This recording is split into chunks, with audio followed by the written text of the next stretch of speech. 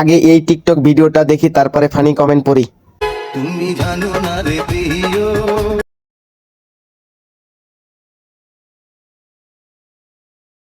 কত ভালোবাসি গো।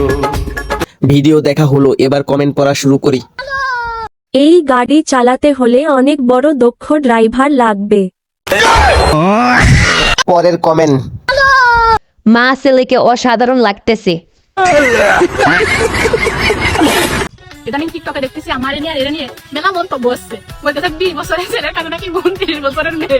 তাই শুনে আমি আমার মারে দিয়ে দিয়েছি। আমার মা মেশিন 6 এলজি 18 এলজি ইঞ্জিন। পরের কমেন্ট। নুপুরের বোনের ছেলে এটা।